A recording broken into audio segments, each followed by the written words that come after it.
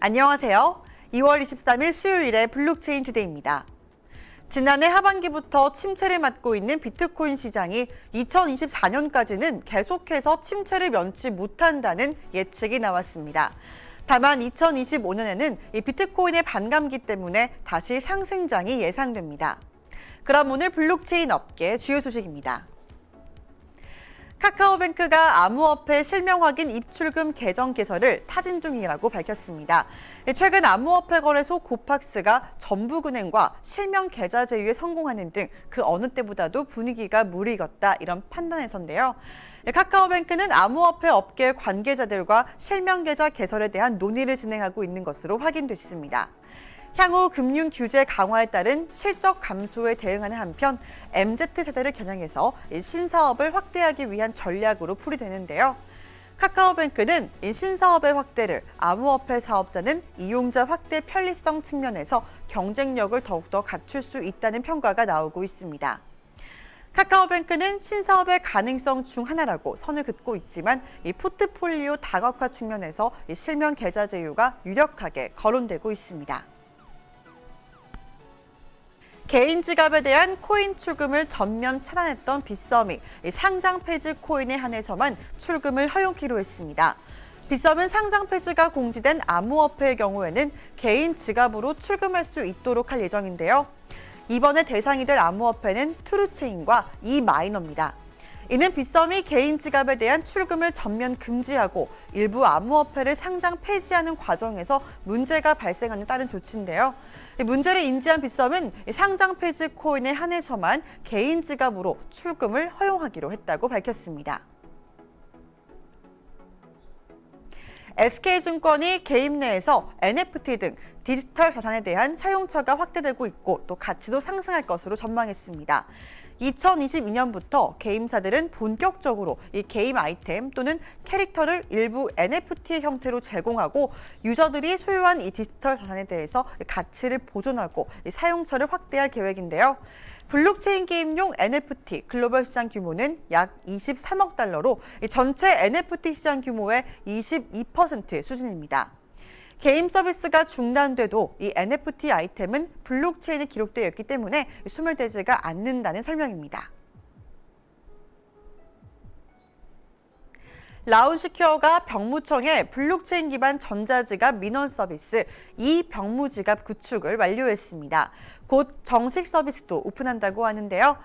라운시큐어의 분산 신원 인증 플랫폼 옴니원을 기반으로 구축된 이 병무지갑을 통해서 병역 의무자들은 블록체인 간편 인증부터 병역 관련 전자문서와 디지털 신분증 발급 그리고 각종 우대 및 편의 서비스까지 한 번에 이용 가능합니다. DID 플랫폼 옴니원을 기반으로 구현된 이 병무지갑을 통해서 병역 의무자들도 오프라인, 온오프라인을 통해서 보다 더 많은 편의와 혜택을 누릴 수 있을 것으로 업계 기대를 모으고 있습니다. 모바일 블록체인 소프트웨어 기업인 유라클이 우체국 블록체인 플랫폼 분리 발주 구축 사업을 수주했습니다. 우체국의 블록체인 플랫폼 구축 사업은 한국은행이 추진 중인 이 CBDC 모의 실험에 대응해서 향후 유통과 또 거래 플랫폼의 기반을 마련하기 위한 사업인데요. 해당 사업은 블록체인 기반의 디지털 토큰을 발행하고 유통 그리고 환수가 가능한 시스템과 이 발행된 토큰을 사용하는 소액 결제 서비스와 또 전자지갑을 개발하는 사업입니다. 우정사업본부는 이 모바일 기반의 디지털 화폐 경제 시대에 대비해서 현금 없는 사회에서 우체국의 디지털 화폐 플랫폼을 통해 이 관련 경험과 또 노하우를 축적할 계획이라고 밝혔습니다. 한국은행의 CBDC 발행 이후에는 해당 플랫폼이 디지털 화폐 유통의 선두주자로 생태계를 조성할 것으로 기대를 모으고 있습니다. 고액의 배당금을 미끼로 암호화폐에 투자하도록 노인들을 속여서 수백억 원을 빼돌린 일당이 경찰에 붙잡혔습니다. 최근 부산경찰청은 사기와 유사수신 혐의로 A씨 등 15명을 검거해서 이 중에 2명을 구속했는데요. 경찰에 따르면 이들은 2020년 1월부터 2021년 8월까지 약 1년 7개월에 걸쳐서 부산과 대구 지역에서 비베스트라는 상호로 투자회사를 설립해서 코인과 전자복권을 개최해서 2,600여 명을 상대로 총 552억 원 상당의 금액을 가로챈 것으로 드러났습니다. 유사 투자 사기의 피해가 없도록 투자자들의 주의가 당부되고 있습니다. 블록체인 이슈 앤 트렌드 초성 뉴스에서 이은주 아나운서가 전해드립니다.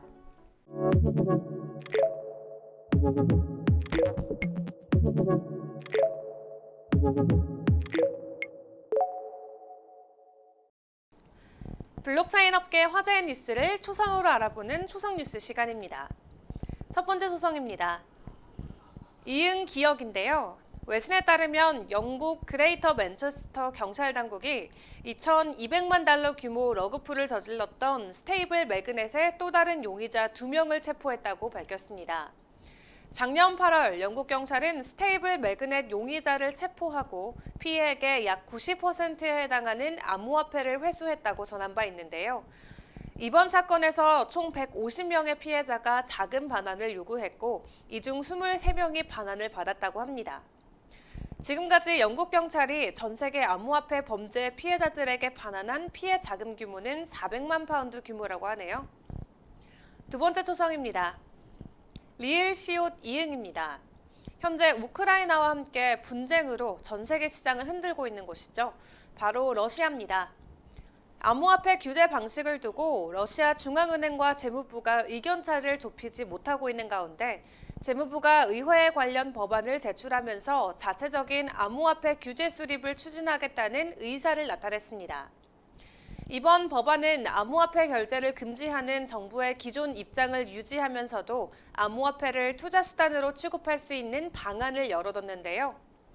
하지만 푸틴 대통령의 중재에도 불구하고 중앙은행과 재무부가 암호화폐 금지냐, 암호화폐 규제나를 두고 거리를 좁히지 못하고 있는 상황입니다. 마지막 소성입니다. 이응 디귿입니다. 이 암호화폐에 대해 부정적인 입장을 유지하고 있는 인도 정부가 기술 개발에 대해 지원 의사를 드러냈습니다. 인도 현재 매체에 따르면 인도 재무부 장관은 블록체인 기술에 대해 정책과 암호화폐에 대한 정책은 전혀 별개라면서 이 결제와 무관한 분야에서 블록체인 기술을 사용하는 데 전혀 염려할 필요가 없다고 밝혔습니다. 또 인도 정부가 블록체인이라는 중요 기술에 대해 반대할 이유도 없고 인도 중앙은행이 발행하는 중앙은행 디지털 화폐 또한 블록체인 기술을 기반으로 만들어질 것이라고 밝혔습니다. 한편 인도는 암호화폐에 대해 부정적인 입장을 취해왔는데요. 인도 당국은 암호화폐 채굴, 생성, 보유, 판매, 거래 등의 모든 활동을 금지하는 규제 법안을 논의안에 붙였지만 최종 의제에는 누락된 걸로 밝혀졌습니다. 지금까지 초성 뉴스 이은주였습니다. 오늘 저희가 준비한 방송은 여기까지입니다. 암호화폐 시장의 분위기 그리고 비트코인 차트 리딩은 이 블록체인 세이 플러스에서 짚어보도록 하겠습니다. 그럼 정오의 방송에서 함께 소통할게요. 안녕.